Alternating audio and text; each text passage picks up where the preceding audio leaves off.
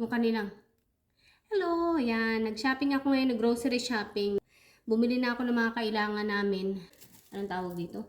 Natagas. And then, bumili ako ng tinapay. Namili lang naman. Tapos, bumili na rin ako ng ilaw kasi kailangan ko siya yung clip-on. Kasi, ayokong bubuhayin ko pa yung ilaw pag gagamitin ko yung iPad ko or yung kung ano man. Ayan. And then, bumili ako ng damit na kailangan ko. Ayan. $15 lang yan ang isa. Ayan. Binili ko na dahil nandun na rin lang ako. And then, ito pa. Isa pa. Ayan. Dalawa lang binili ko kasi hindi ko kaya. Sabi ganun. Kaya ko pero ayoko ubusin ang aking isang sahuran. And then, bumili na naman ako ng uniform dahil pamalit. Ayan.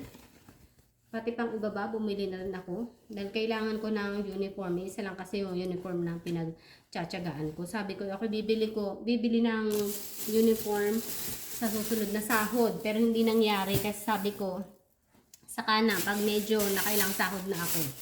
So, yun. Inintay ko pa ang 3 months bago ako bumili ng isa pang uniform.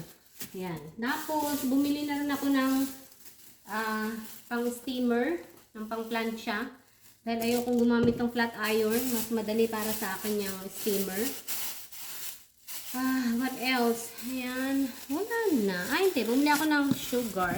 Sugar na nasa itong lalagyan na ito. Gusto ko kasi yung ganitong nasa lalagyan kasi mas madali.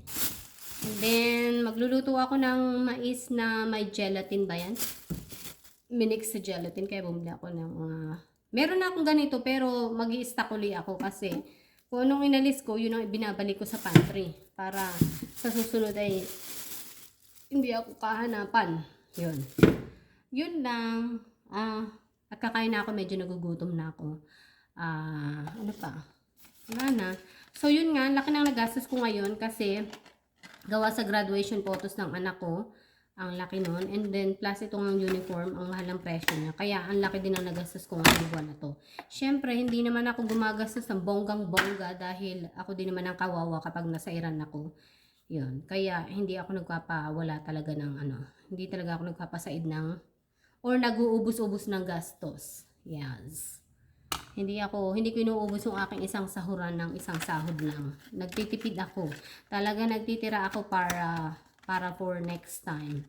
Kasi lalo pa next year, ang anak ko papasok na ng college, kailangan niya ng panggas, ganyan. Siyempre, ako din na magbibigay ng panggas noon kasi wala pa siyang trabaho noon. Yun. Siyempre, diba? Tsaka bata pa yung anak ko, talagang kailangan pa niya ng tulong ko. Tutulungan ko talaga siya kasi bata pa siya, diba? And kahit malaki na siya, kung kailangan pa rin niya ng tulong, kumbaga, tulungan ko pa rin, gagabayan ko pa rin siya, diba? Pero kung halimbawa nagtatrabaho na siya, talagang kumikita na siya ng pera, edi yun, at kaya na talaga niya, di go, diba? Pero yung moral support, syempre, lagi ako nandyan sa anak ko, lagi ko yung tutulungan. So, yun lang. Bye!